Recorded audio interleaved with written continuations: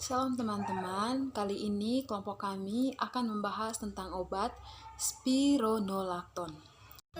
Kita pasti bertanya, apa itu spironolakton? Spironolakton adalah diuretik hemat kalium atau pil air. Obat ini mencegah tubuh Anda menyerap terlalu banyak garam dan menjaga tingkat kalium dari yang terlalu rendah. Obat ini juga digunakan untuk mengobati atau mencegah hipokalemia, di mana hipokalemia adalah kadar kalium rendah dalam darah. Spironolakton digunakan dalam kombinasi dengan obat-obatan lain untuk mengobati tekanan darah tinggi atau hipertensi dan gagal jantung. Menurunkan tekanan darah dapat mengurangi resiko stroke dan serangan jantung. Spironolakton juga digunakan untuk mengurangi kebutuhan rawat inap untuk gagal jantung. Spironolakton juga digunakan untuk mendiagnosis dan mengobati hiperaldosteronisme, suatu kondisi di mana kelenjar adrenal menghasilkan terlalu banyak hormon yang disebut aldosteron. Obat ini dapat digunakan untuk mengobati retensi cairan atau edema pada pasien dengan gagal jantung kongestif, sirosis hati, atau kelainan ginjal disebut sindrom nefrotik. Obat ini hanya tersedia dengan resep dokter. Adapun nama paten dan nama generik dari obat ini. Nama paten dari obat ini adalah spironolakton dan nama generiknya adalah aldacton, spirolah, carpiaton, letonal, spironolakton, dan pospiron. Sekarang kita masuk dalam golongan dan klasifikasi obat. Obat spironolakton adalah obat keras karena obat ini adalah obat diuretik hemat kalium, di mana obat ini biasa digunakan pada penderita edema, hipertensi, hipokalemia, ada juga hiperaldosteronisme primer, ada juga hirsutisme kongestif, gagal jantung, ada juga hiperaldosteronisme primer. Sekarang kita masuk dalam indikasi dan kontraindikasi. Dimulai dengan indikasi. Obat spironolakton ini biasa digunakan untuk penata laksanaan hiperaldosteronisme primer. Ada juga untuk kondisi-kondisi edematosa untuk pasien dengan yang pertama gagal jantung kongestif, di mana ini keadaan jantungnya itu gagal untuk memompa pasokan darah yang dibutuhkan oleh tubuh. Ada juga untuk sirositis hati disertai dengan edema. Yang ketiga itu ada untuk sindrom nefrotik, di mana ini keadaan ginjalnya itu rusak sehingga menyebabkan kadar protein dalam urin itu meningkat. Indikasi yang terakhir yaitu hipertensi esensial, di mana ini terjadi peningkatan tekanan darah yang penyebabnya tidak diketahui secara pasti. Selanjutnya kita masuk dalam kontraindikasi. Obat spironolakton dikontraindikasikan untuk pasien dengan anuria yang tidak bisa memproduksi urin, untuk gangguan ginjal akut, untuk gangguan fungsi ekskresi yang signifikan, untuk hiperkalemia, untuk orang yang sensitif terhadap spironolakton, juga untuk kehamilan. Sekarang kita akan melihat efek samping dari obat spironolakton. Beberapa efek yang telah dilaporkan dalam tiap kategorinya atau kategori sistem tubuh diurutkan berdasarkan menurunnya derajat keparahan yang ada di slide di samping saya. Efek samping yang pertama yaitu pencernaan. Terjadinya pendarahan lambung, gastritis, diare, kram perut, mual, dan muntah. Selanjutnya masalah endokrin, di mana terjadinya ginekomastia atau payudara prianya itu membesar, ada juga amenorrea, ada juga pendarahan pasca menopause. Berhubungan juga dengan hematologi, adanya agranulosis, juga dengan hipersensitivitas, adanya itu reaksi yang berlebihan, sebenarnya reaksi itu tidak diinginkan. Juga berhubungan dengan sistem saraf atau psikiatrik, terjadinya mental confusion, atraksia, sakit kepala, suka mengantuk, dan juga letargi. Juga berhubungan dengan liver atau empedu. Dan selanjutnya berhubungan dengan ginjal. Adanya gangguan fungsi ginjal termasuk gagal ginjal. Farmakodinamik berbicara tentang bagaimana obat tersebut mempengaruhi tubuh. Tingkat keparahan dan mekanisme interaksi obat di dalam tubuh sangat penting untuk dipertimbangkan dalam perhitungan risiko atau manfaat dari terapi obat yang diberikan. Terdapat beberapa tingkat keparahan dari interaksi obat, yaitu yang pertama minor, di mana obat berdistribusi dengan tidak signifikan. Contoh ini dapat ditemukan dalam glyceryl trinitrat dan spironolactone.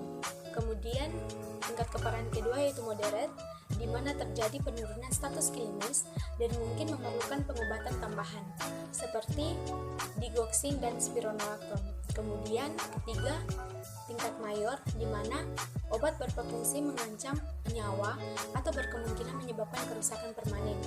Hal ini dapat ditemukan dalam interaksi ramipril dan spironolactone. Kemudian contoh interaksi obat lainnya yaitu aspirin spironolactone. Adapun contoh lain lagi, obat golongan diuretik hemat kalium dengan ACE inhibitors seperti spironolactone ramipril dan spironolactone captopril di tingkat mayor. Kedua golongan obat ini apabila diberikan secara bersamaan akan berinteraksi dengan secara sinergis akan menyebabkan peningkatan konsentrasi serum kalium yang berlebih atau yang biasa dibilang hiperkalemia, terutama pada pasien gagal ginjal di mana ekspresi kalium oleh ginjal itu berkurang. Oleh sebab itu, pemberian kombinasi ACE inhibitors bersama dengan spironolactone harus dipertimbangkan dengan hati-hati. Farmakokinetik spironolactone. Pertama, proses absorpsi. Spironolactone tersedia dalam dosis oral karena sulit larut dalam air sehingga tidak ada dalam bentuk intravena. Bioavailabilitas spironolactone berkisar lebih dari 90%. Proses absorpsi meningkat saat diberikan bersamaan dengan makanan sehingga diabsorpsi dengan baik dari saluran cerna. Konsentrasi maksimum metabolit menyerap dalam waktu 2-4 jam. Kedua, proses distribusi. Spironolactone mengubah deasetilasi pada gugus sulfurnya menjadi 7A thiospironolactone yang kemudian diubah menggunakan lebih lanjut 7A thiospironolactone di detiolasi membentuk canrenone atau metabolit utama terikat pada protein-protein plasma. Ketiga, proses metabolisme. Spironolactone di metabolisme secara cepat dan luas dengan metabolit utamanya adalah canrenone di hepar. Keempat, eliminasi. Proses eliminasi yaitu waktu paruh dari spironolactone adalah 1-2 jam dan waktu paruh dari canrenone adalah 13,8 jam. Perubahan waktu paruh spironolactone terjadi pada pasien sirosis hepatis yaitu menjadi 9 jam. Metabolit spironolactone diekspresi khusus dalam urin tetapi juga ada dalam feses melalui eliminasi empedu dan pada air susu ibu atau ASI sebagai canrenone. Dosis dan cara pemberian. Yang pertama, diagnosa dan pengobatan hiperaldosteronisme primer. Bila waktu tes lama diberikan dosis 400 mg per hari selama 3 sampai dengan 4 minggu. Bila waktu tes singkat diberikan dosis 400 ml per hari selama 4 hari. Yang kedua, edema jantung. Untuk orang dewasa 50 sampai dengan 100 mg per hari dalam dosis tunggal atau terbagi. Edema akibat sirosis hati tanpa asisites, dewasa diberikan 300 sampai dengan 600 mg per hari. Sedangkan edema akibat sindrom nefrotik biasanya diberikan 100 sampai dengan 200 mg per hari. Yang ketiga, hipertensi esensial. Untuk dewasa dosis awal 25 mg per hari, kemudian dinaikkan menjadi 100 mg per hari dalam dosis tunggal atau terbagi 2. Dosis diatur sesuai dengan tekanan darah dan kadar kalium serum. Jadi, yang akan kita bahas saat ini yaitu nursing consideration dari obat spironolactone. Nah, nursing consideration dari obat spironolactone yaitu kontraindikasi dengan hiperkalemia, pantau asupan dan keluaran termasuk balance cairan, pantau tekanan darah, pantau kadar potasium, dan panel ginjal. Penilaian sejarah alergi terhadap spironolactone yaitu hiperkalemia, penyakit ginjal, kehamilan, dan laktasi. Special precaution 1. Jika pernah mengalami riwayat hipersensitif atau alergi pada kandungan obat spironolakton, segera beritahu dokter. 2. Anak-anak dan lansia, belum ada informasi terkait hubungan usia dengan efek obat ini pada pasien anak dan lansia. Keamanan dan keefektifannya belum dibuktikan. Jika memang sangat diperlukan untuk anak-anak, obat ini dapat digunakan dengan dosis 1,5 sampai 3,3 mg per kilogram per berat badan per hari. Harus dengan petunjuk dokter. Pada lansia diawali dengan dosis terendah, kemudian dapat ditambah jika diperlukan. 3. Wanita menyusui, metabolit utama dan aktif dari spironolakton yang didistribusikan ke dalam ASI diketahui bersifat tumorigenik pada tikus. Keputusan apakah obat akan dibatalkan harus dibuat dengan mempertimbangkan kepentingan obat terhadap ibu.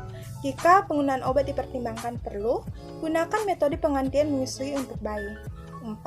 Hati-hati penggunaan obat ini pada pasien dengan risiko tinggi mengalami hiperkalemia, asidosis, dan penderita diabetes mellitus. 5. Obat ini dapat menyebabkan kantuk.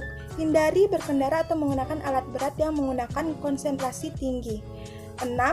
Hindari konsumsi alkohol karena efeknya akan memicu tekanan darah rendah. 7. Berhati-hatilah dan konsultasikan dahulu kepada dokter jika sedang berencana mengonsumsi obat-obatan lain, termasuk produk herbal dan suplemen, terutama suplemen dan makanan yang mengandung kalium berkadar tinggi. Indeks keamanan kehamilan kategori C. Penggunaan spironolakton yang aman selama kehamilan belum dibuktikan. Obat ini sebaiknya digunakan pada kehamilan hanya jika manfaat potensial melebihi kemungkinan risiko terhadap janin. Seperti penggunaan diuretik secara rutin dikontraindikasikan pada wanita hamil, sehat dengan edema ringan. Spironolakton dapat diindikasikan selama kehamilan jika edema merupakan hasil patologis. Tetapi diuretik biasanya tidak diindikasikan untuk edema yang merupakan hipervolemia atau restriksi aliran balik vena oleh uterus yang membesar. Baiklah, berikut ini akan terlampir nama-nama kelompok kami. Dan ini adalah referensi yang kami gunakan. Demikian presentasi kami, sekian dan terima kasih.